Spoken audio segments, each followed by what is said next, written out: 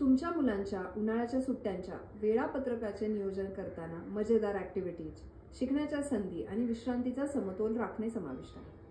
आज मी जे सांगणार आहे तो माझा एक सुचवलेला दृष्टिकोन आहे. तुम्ही हवे तसे बदल करू शकता, पण हे सगळं करताना त्यांच्या झोपेच्या आणि सकाळी उठायच्या वेळा मात्र निश्चित करा. सुट्ट्या आहेत म्हणून कधीही झोपा आणि कधीही उठा अशाने त्यांच्या झोपेची शिस्त बिघडते आणि मुलांमध्ये आळस घर करू लागतो.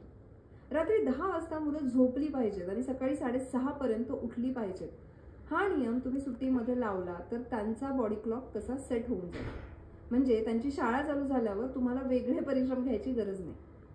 त्यानंतर पहिली गोष्ट, ध्येय सेट करा. उन्हाळ्यात तुम्हाला तुमच्या मुलांनी काय साध्य करायचे आहे ते ठरवा.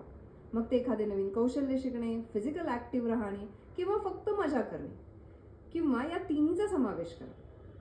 सकाळी 7 वाजता मैदानी खेळ, बागेत चालणे किंवा 2 तास मैदानी खेळासाठी आणि 2 तास घरातल्या खेळांसाठी निश्चित करा. दुसरी गोष्ट, शैक्षणिक उपक्रमांचा समावेश करा. त्यांचे मन गुंतून ठेवण्यासाठी वाचन, घरगुती विज्ञान प्रयोग किंवा जगाचा नकाशा, देशाचा नकाशा यासारख्या शैक्षणिक ऍक्टिव्हिटीचा समावेश करा. मागच्या वर्षी मुलांना जे विषय अवघड गेले आहेत त्याची कारणे चर्चेतून शोधून काढा आणि हवे ते बदल करून घ्या.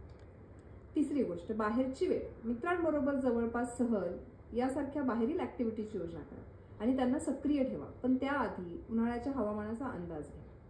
चौथी गोष्ट, कौटुंबिक वेळ, एकत्र दर्जेदार वेळ घालवण्यासाठी आणि चिरस्थायी आठवणी निर्माण करण्यासाठी रात्रीच्या जेवण बनवताना त्यांची मदत घ्या. स्वयंपाकातल्या अनुभवामुळे मुलांचे 17% न्यूरॉन ऍक्टिव्हेट होतात बरं का.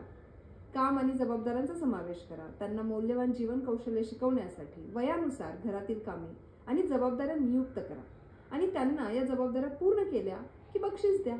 या सुट्ट्यांमध्ये मुलांना खरी कमाई सुद्धा तुम्ही करायला शिकवू शकता. अशा प्रकारे प्रत्येकासाठी परिपूर्ण उन्हाळा सुनिश्चित करण्यासाठी त्यानुसार समायोजन करा.